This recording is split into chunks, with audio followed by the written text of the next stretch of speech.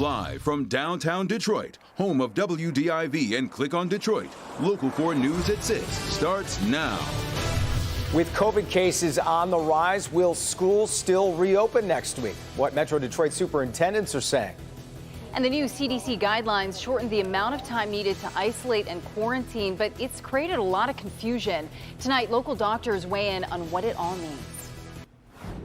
But we start here at 6 with another round of snow showers that are hitting right in time to make your commute very slippery. Yeah, that's right. Some really dicey conditions out there. Let's get right over to Paul with what to expect for the next few hours. Hey, Paul. Yeah, hey there. And you know, one piece of good news we haven't talked about, with temperatures near freezing, salt is very effective. So the road crew's getting the salt out. That stuff is going to work. Now, you can see here on Storm Tracker 4, we had this batch of moderate to heavy snow. It was coming down real good in some spots.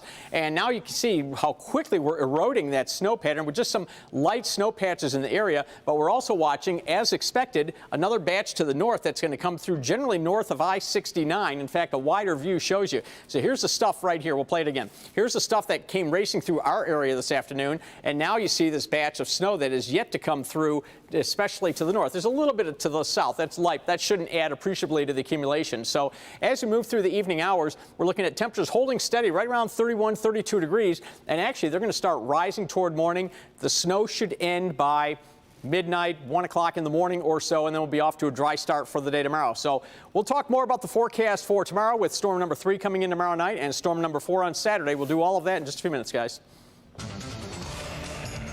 We continue to follow breaking news from Detroit, where police say the man wanted in the deadly shooting of a Detroit mother and her teenage daughter has been shot and killed by police. Dwayne McDonald was the prime suspect in the shooting on Christmas morning. That was on Detroit's west side. Here's what the chief had to say a little while ago about what happened today.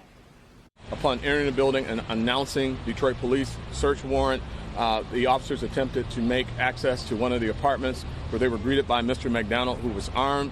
A shot was fired, at which time the officers returned fire, striking Mr. McDonald, and he is deceased at the scene.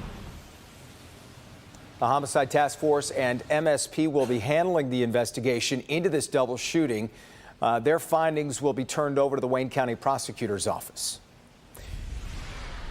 The CDC guidelines released yesterday can be a bit confusing, but basically it boils down to a couple different categories. Yeah, and the biggest change, if you tested positive for COVID, regardless of vaccination status, they want you to stay home for 5 days. Our Megan Woods is live at Beaumont Grosse Pointe to break down the changes. And Megan, what are local doctors saying about this? Yeah, well, they're telling us that, yes, this is sparking conversations and a lot of confusion. One doctor we spoke to here at Beaumont Grosse Pointe is telling us that once that announcement was made, questions from patients started pouring in. She says an easier way to take a look at this is seeing what category do you fit in. Are you testing positive, or did you just get exposed? Are you experiencing symptoms or not? A lot of people have been asking me, why 5 days? Like, what happened to the 10? And are we now being less protected? With hospitals full, lines for COVID testing wrapped around buildings, and we're still in the holiday season, many are wondering, why cut the isolation time in half? And the answer to that is really based on the evidence, is that the COVID-19 virus, especially with Omicron, is most infectious 2 days before you have symptoms and 3 days afterwards. So that's why that magic number 5 is there. And even after those 5 days, that person still has to mask up. It's still asking for extra protection for the total of 10 days, which has been the same as before. The difference is just you've got 5 days of being quarantined if you are asymptomatic and exposed or have a positive test and not boosted, and then 5 days of masking afterwards when you're back out in public. She said the key in understanding these changes is whether someone is asymptomatic and not showing symptoms after 5 days. Let's say you do test positive and you do have symptoms. Nothing has changed in terms of guidelines for that. So if you have symptoms for COVID-19 and you tested positive, you should stay home until your symptoms have resolved, or you've been fever-free for at least 24 hours without medication.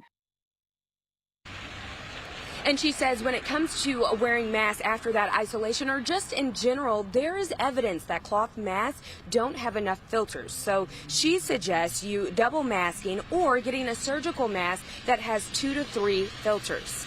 Live in Grosse Pointe, I'm Megan Woods, Local 4.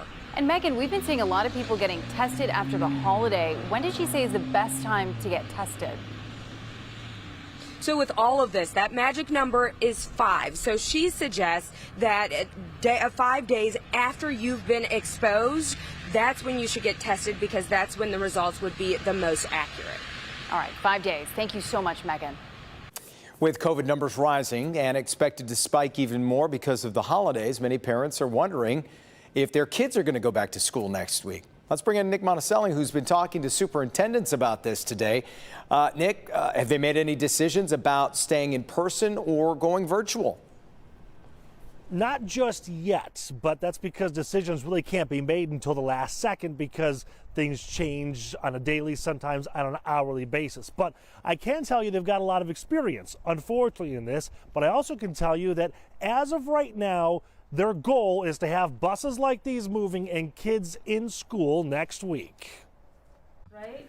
Everybody pay attention. When deciding to stay open or go remote, most superintendents say they start with the goal of keeping schools open. The Hazel Park superintendent says that's a little easier with better protocols, better protective equipment, vaccines, and testing in schools. We usually have about 10 to 15 students a day that stop by to get tested, or it's staff and community, and so we really hope that people will take us up on that to make sure that it doesn't sneak past. After that, the L'Anse Creuse superintendent says they factor how many kids are sick, but most important, how many staff members are sick and how many can work. Even if it becomes a strained issue, there's obviously a point at which you have to look at that, but I think that's the #1 issue that keeps schools open more than anything else. Another key factor, according to the Macomb Intermediate Superintendent, is honesty.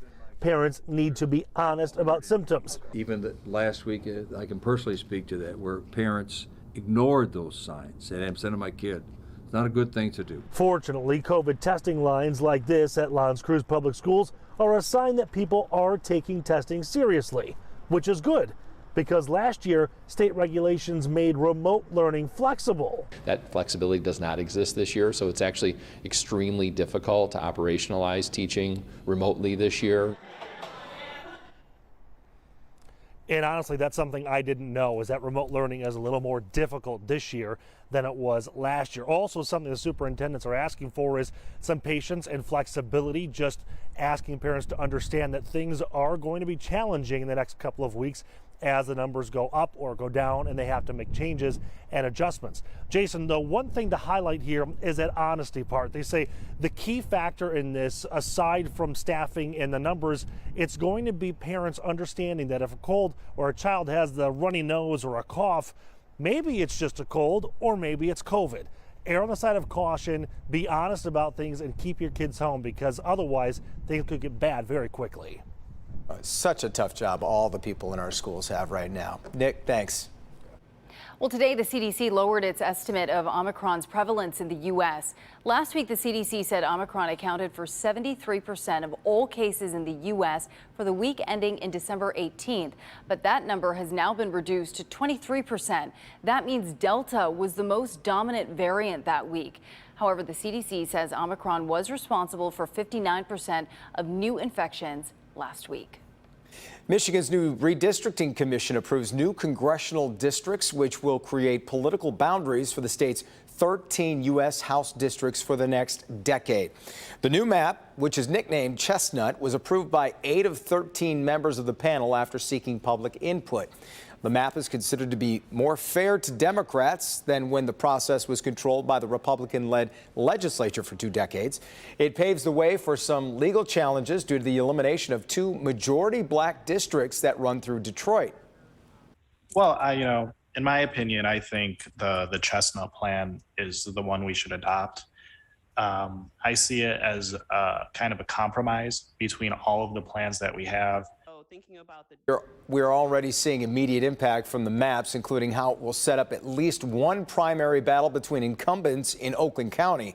We're going to take a closer look at that potential race tonight on Local 4 News at 11. Well, now to the buzz surrounding tomorrow's Powerball jackpot, which it's, reached $441 million. The Mega Millions has also topped $200 million. Our Everett Cassimy found some lottery players who were out buying tickets in droves today, hoping to beat the long odds.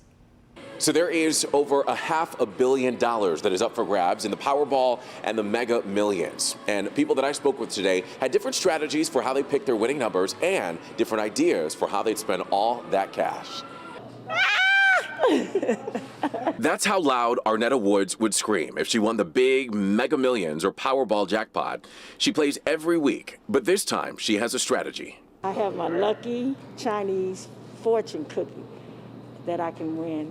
And I'm putting all my luck on, all my luck on this for the new year. Okay, so what are the numbers on there? I ain't giving you all my numbers.